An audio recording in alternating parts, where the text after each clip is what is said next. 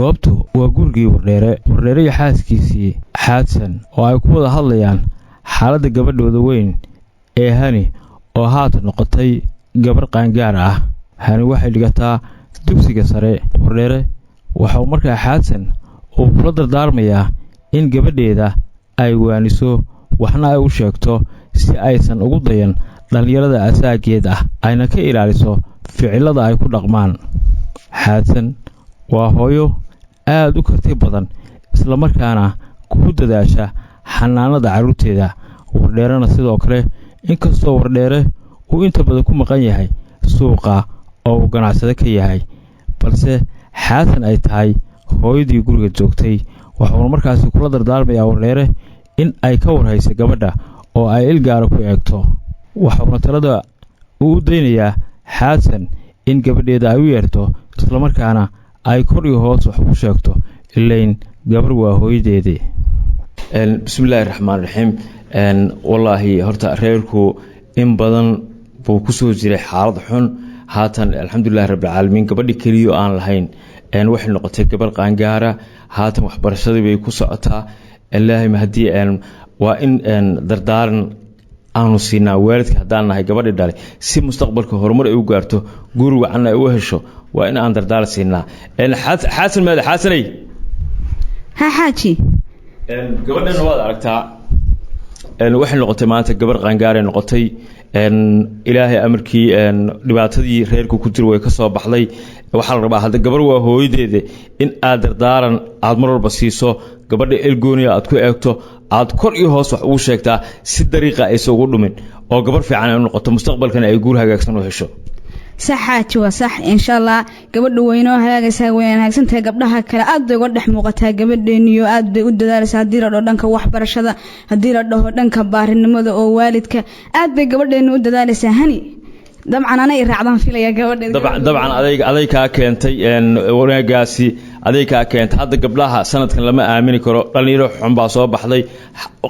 waxaa la joogaa qarnigii 20aad baa la joogaa. casri baa la gaaray teknolojiya casri baa jirto been la isugu sheego. telefoonada soo baxay 4 saac ay gabdhaha iyo wiilasha ay ku mashquulsan yihiin. waxaasoo dhan inaad ka ilaaliso aad iskuulka iyo waxbarashada aad ku kontrolsho. aniga hadda reerkii baan bariiskooda raadinayaayo hadda aan soo dhicinayaa. marka adiga guriga jooga gabar waa hooyadeed inkastoo la yiri adiga guriga ka warqabo wax walba inaad la socoto gabadhaana kor iyo hoos aad wax ugu sheegtaa. hadday ceeb keento hadda ani taaban mayso inkastoo aabiyan ahay gabar waa hooyadeed baa la yiri. marka aniga wiilasha iida gabadha gacan bira ku qaba gacan bira xaasanay hadda adigu qayr qabtaad ahayd oo waa ku ogaayay qof wanaagsan baad ahayd oo aadaab leh. gabadhu hadda tarbiyadeedana hore ma xumayn oo waatan dugsigii quraanka ay dhameysay 3 jeer bay dhameysay 3 jeer waad la socotaa. insha Allah xaaji igu haleebaan ku igu haleetaa aniga ana gacan bira ku qabanay hadii aad tahay waxbarashada hadii ay tahay dhan walba gabdhadeeda insha Allah idana waa inay dadaashaa dhankeeda. marka waxbarashada hada dugsigii sare bay ku jirtaa fasalka u dambeeyay ku jirtaa. haday ka baxdo waxa la rabaa in jaamacad ay u fadhiisato oo dal iyo dibad meeshaan jaamacad uga keenaba si mustaqbalka ayadii caruurteeda isku anfacdo in maxay ahaato hadda jaamacadeedii iyo waxbarashadeedii ay sii wadato. hadda gabadha waa ka reerkuna waa ka ayaantan laftigaaga waxa ka muuqda xaajimay sideedii baana waa sibaad u dhalaalaysaa xaasanay waa ku sidee sidaan kugu aqaano bariga aan kugu gursaday gabadhnimadaadii baan soo xasuustay waa sidee xaaji waa idan was dhashiyo gabadh yar baan iska dhigo inkastoo gabadhaydii leeg tahayba maasha Allah ما شاء الله الحادثة horta qurux aad u dhalato waa ku ogaa kowde hadaba waxa isticmaashay wixii ay gabdhaha yarka isticmaalayo caagadaha yarka ku jiray oo la ismarmarin jiray. xaashi bismillaahir rahmaanir xaaji waxa kuma jiraan anigu ismana mariyo midabkii aan ku dhashay weey sibaad u dhalaalaysaa ma qanday yaxsan iyo 10 aad noqotay waa ku sida xaasanay hadda damac baa gelisay maanta wariga damac maalinimo geembe ما شاء الله حاج وذا ما نسي كل يدك يبغى تمر ما أنا عايدين لكن ما وادي موتى حسن إن ما شاء الله سيدي ديم بنسكها هاي وادو تشد هذا حقا إنك استون يرناس تو قبل ديدي هذا شدينا يسوق على يرناس سيدي قبل إنسان قبل سوق عليهم بان هاي ما شاء الله وسيلتي هذه قبل هذا هاني كودة إلهي كله ورا حسن هذا بل سناقر هدان كورستا كور حسن mar hadaad adigu aad joojisay hada wali waad socotaay oo garoomadu waad gali kartaa bal hadaad ii doonto ka waran mid kale xaasanay maya markaan jooga ka dhici lahaa xaaje dhakhtarka la geyn lahaa aan dhiman lahaa weeyaan markaad gabadh kale aroostid haye adaa afartan naagood ii matalayo caasho noqonaya mar xalimo noqonaya mar xaadsan noqonaya marna maryan noqonaya kowdhe hadda waa ku kaxaadsan anigu waa baxayaayo hadda suuqi baa sii aadaya waa inoo caawo sheeko waa inoo caawo hadduu rabbi idmo insha allah haye xaaje haye garabkaaga haye gabadha la hadal gabadha haye u yar hadda la hadal nahaniyey hooyo iska waran hooyo seeta hooyo fiican maasha allah waa ku fiicana haye hooyo waayadan waxa weeye waad weynaatay oo maasha allah waad soo weynaatay iga warbar waxbarashadaadii hooyo waa fiican hadda imtixaankii ma akhrinayo imtixaankii ba hadda wuxuu noo bilaabanayaa maalin dhow hadduu rabbi idmo waxaan rabaa inaan kaalin galo maasha allah dadaal waxbarasho yaan la oran gabadhaadii waa dhacday ceeb ka weyn male fanfoor waa fasalkii ugu dambeeyay maya hooyo waa dadaalaya ina ceebayn maye waa soo laabtay kowdhe hadda gabadha kollay waad u yeerto waad la hadashay xaadsanay aniga waxaan rabaa marka hore inaad la hadashay adigu kowdhe hadda gurigana waa ka bixi waa mar alle markaan dhaqaaq haddana dib kuu soo xasuusan dib u soo laabtay ilaa gabadhaada la joogto la sheekaysanaysay aabo bal aniga hooyo xoogaa waa kaftanaa mararka qaarkood kowdhe hooyada waa say kuu sheegtay waxbarashadaada ku dadaal dhalinyarada haatan sabankan jirtana lama aamini karo waxaa soo baxday aalad teknolojiyaha oo casriya qarnigii 20aad baan ku jirnaa bay ku leeyihiin 12aad aan dhihi lahaa aabo hadde waxyaabahan xunka ah oo dhalinyarada ay ku dhaqanto iska ilaali aabo wixii dardaaranay xaadsanay gabadha u sii dhamaystir hadde gabadhana hadda waa gabare wax alla waxay rabto ugu dadaal yaa la oran wardheeri gabadhiisa arad iyo uuska ka muuqday yaan la oran gabadha u dadaal wax alla waxay rabto hadda iga xishooto ha kuu sheegato u sheega hooyada u sheego wax alla waxaa rabto iyada ay soo gudbinayso u sheego yaa balse u farxaday bal qasal mar aabo afkar qaadka waa hooyadeed afkar qaadka farxa waa hooyadeed kowdhe xasan hadda u sii dhamaystir gabadha hadda kala dardaaran waxyaabaha aan kuu sheegay aniga afkayga ma qabanayaan haye xaajigo halle waani adiga markan waxa weeye aaba iska sii baxay gabadhaydii waxaan kala dardaarmayaa inaad fodheerayaashan iyo wiilashan iyo waxaan aad joojisid iyo shukaansiga uu ku dambeyn doona mustaqbal insha Allah wad yeelan doontaa balse aad waxaan mobilkana aadan ku mashquulin oo telefoon de laba maskaxda jacayl abuurtay waxa weeye taxaanka kana asagana waa mid kale waad ku dhicaysaa xasan waa soo laabtay kowdhe guriga waa ka bixi waayay maanta kowdhe xasan hadda waa taa gabadhii hadal baa idiin socodsan filayo xasanay xaajani inantii baa isla hadlinayo dawaan waaninay aane bal halka waanada ka sii wad kowdhe waa soo noqnoqonaya maanta ma aragtaa horta waan u jeedaa xaajiye waxa weeye xaaladaydu caadi ma xaaladaydu waa aragtaa maanta kowdhe aabo aniga hooyada maanta waa ka dhaqaaq laha guriga kowdhe marba waa sii baxay waa baxay inta ilaahan soo laabta hayla yaabin aaba dabeecada kale la soo baxay maanta waxaasina waa hooyada aaba waxaad iska ilaalisaa bal mid aan ugu daro xaadsan mid aan ugu daro wiilasha xuunka ah ma aragtay surwaalka dabada ka xirta aad moodo surwaalku inuu ka dhacayo iska ilaali kuwa socodka aad moodo gorgor duulaya kuwa iska ilaali aabo kuwa xaadsan usii dhamaystir adigu haye xaajaye mar alla markuu la ballamay wardheere oo ay u timid xaadsan gabadheedii hani ayay si wada jira marka hore wax ugu sheegeen wardheere waxa uu markaas sameeyey in uu baxo halkaasina uu ku macsalaameeyey xaaskiisii xaadsan oo kaftan yar ay dhex mareen hase ahaatee wardheere warku iskuma hayo waaba soo noqdaa waxa uu soo dhex galaa gabadhii hani ahayd iyo hooyadeed oo markaa wadda dardaarankii gabadheeda wuu baxaa wuu soo laabtaa hadba waxbaan iloobay oon qaadanayaa buu yidhaahdaa xaalkiisu ma fiicnayn wardheere maxaase ku soo kordhay inkastoo jacayl uu qabay xaaskiisa xaadsan iyo gabadhiisa hani oo uu aad u jecel yahay adiga mid baan kuu sheegayaa gabaray aniga aabaha saan kula dardaarmayna waxa weeye waa dalle maanta waxa weeye waa sida aabaha ku sheegay wiilashan dabada ka xiranaya saraawiisha faa'iido lama joogaan waxa laga yaabaa inuu san maanta ba quraacan ama qadaynin bakooradii baa ka tagay bakooradii baa ka tagay ma aragtay hadda bakooradii baa ilooba hadda koor wax dhibaato ma jirta bal u sii wadardaaranka haye xaajaye gabaray imtixaanka sii diyaari buugaagtaada waxaaga iska akhriso wax walba u baahanta hadii laba ani iyo aabaha baa ku noolo ku garab joogna waa inaad wax walba anagana weydiiso aniga iga xishoonin hooyadaa baan ahay marka wax walba u baahatid waa inaad weydiisataa anana kula garab taagan gabadhaydii guul baan ku rajaynaya هيا هاديرتان waa bixi rabaayo arday group aan ahaa rabaa inaan 10 la soo akhristo maadaama imtixaankii uu dhow yahay may hooyo bixi gurigaaga qolkaas dhan baan aan caruurta kaaga ilaaliyay waxa weeye oo maxaan sheegay kaliga aan ku hagaajiyay qolkaaga exaamka ku diyaarsan noo bixid may هيا بالهوي واسك جوغيا اسلانتو دبدنا يا اخي واسك بخي لها فيسبوكيga iska gali laha asxaabtida saa u shukaasan laha dhag maxay usnaanta هيا ma isku hadlaysaa hooyo xogaa miyaa jira maxaa isku hadlaysaa gabadhay may hooyo buug aan gabar ku ilaa lambarkeeda baan soo xasuusto marka inaan wacaan rabaa iyadoo ii soo qad ilaa ma baxaysid baa itiriye maya waxaasi ma jiraan hooyo waxaasi ma jiraan ma baxaysid gabadha hadii laba kuranyay markaad bari iskuulka iskugu timaadaan baad ka qaadanaysaa hadii la yiraahdo wiil baan isbarano wiilka rabay inaan kala hadlo WhatsApp Facebook isnaanta maxay taa dhib badana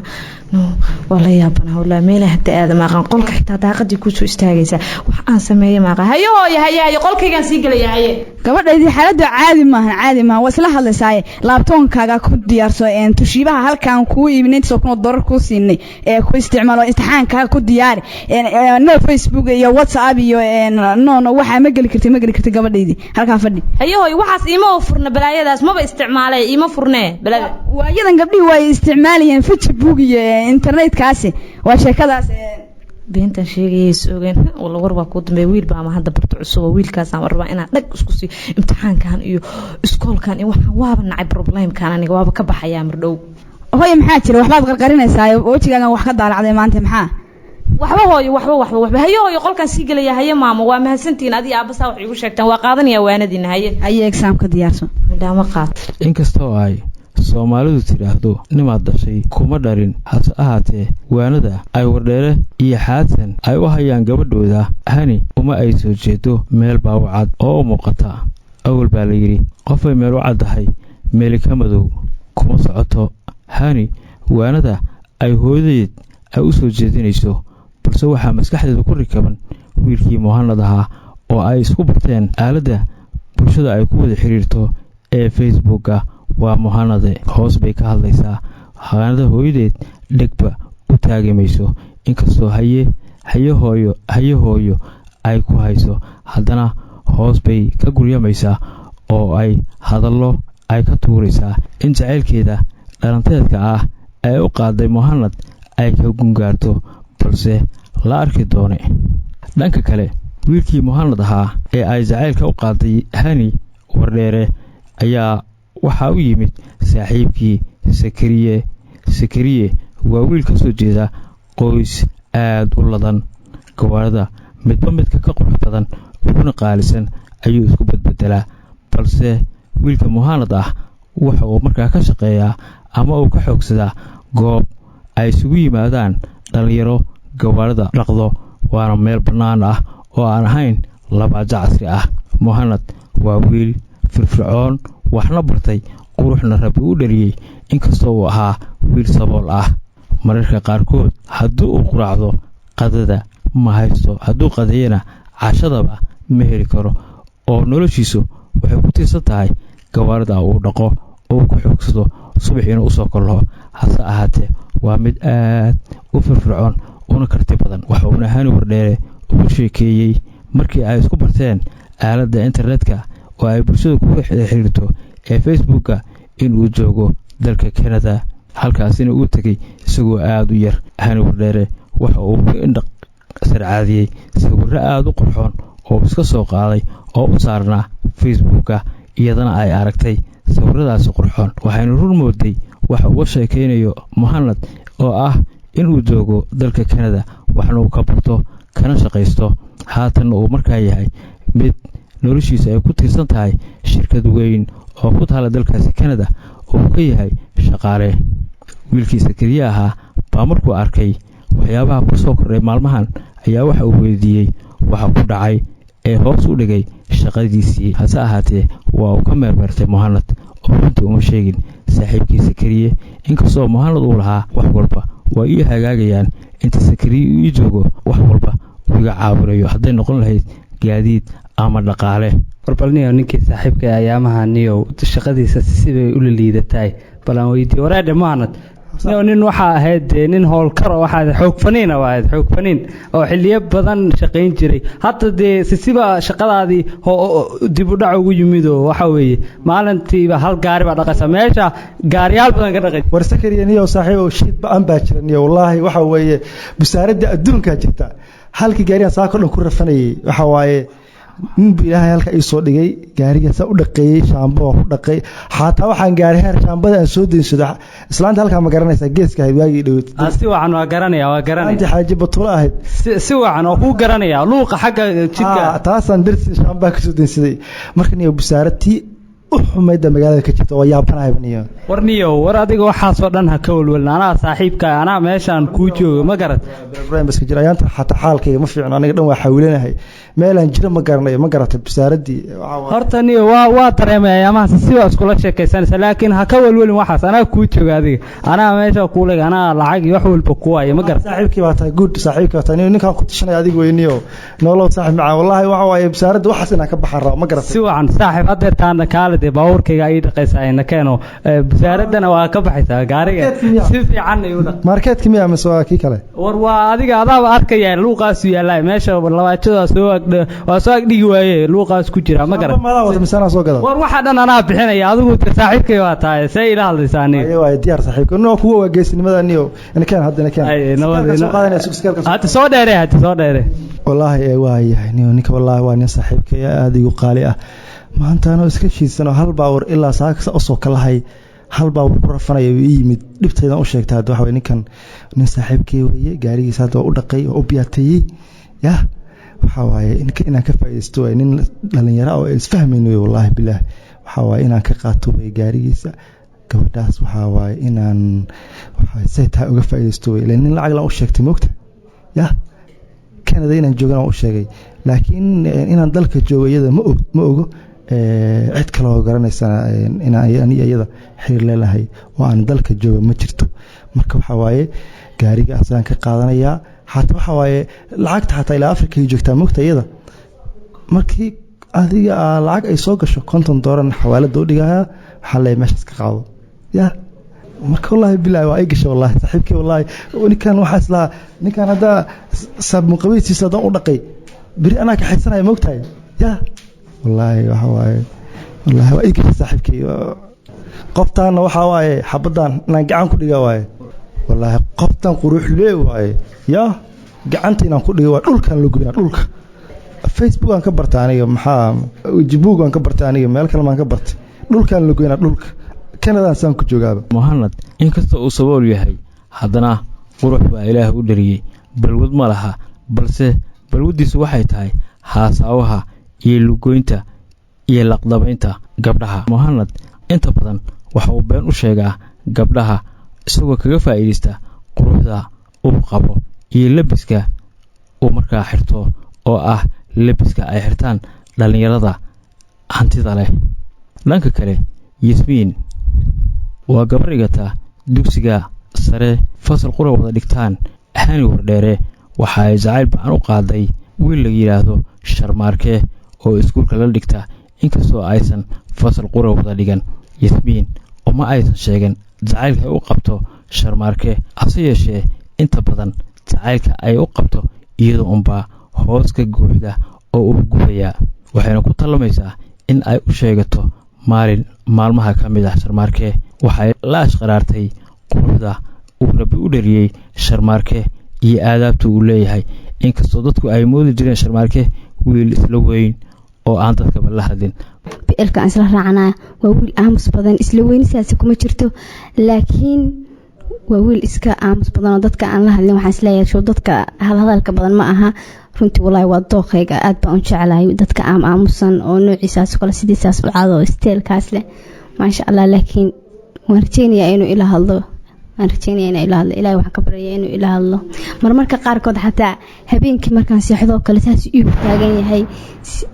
hortaagan yahay Sharmaarke wallahi aad baan u jecelahay Sharmaarke aad baan u jecelahay waraf iyo shimbiro waris kuma hayaan Yasmin halkan oo u dhaaranaysa jacaylka ay u qabtay Sharmaarke inay ka gungaarto Sharmaarkana waa warmooge oo wuxuu go'aan ku gaaray isagana ilaa heer uu gaaro in uusan dumar la hadlin oo uusan haween guur. aniga waxaa ka soo jeedaa heer faqri ah waxaa lagu soo koriyo nolol aad u adag aniga waa inaan marka aan ka nabad keenaa waxbarashada qalankayga si aan heerka horumar u gaarsiin lahaa nafteeda aan wacayn lahaa waa inaan ku dayno dhalinyarada waxaas waxaa laga baahan yahay iskoolka iyo guriga inaan u dhexeeyo meel inaan u wareeg aniga waxaas ma jiraan waa inaan qalinka waa inaan xoog saaraa waxaas aniga dhalinyaro iyo wax la fiirsada iyo waxaas aniga iguma jiro dhalinyaro gabar iyo waxaas maya maalintii aanu iskoolka dhameeyo jaamacadda dhameeyo xilligaas la gaaro inta ka horeysa isma naqaan ballan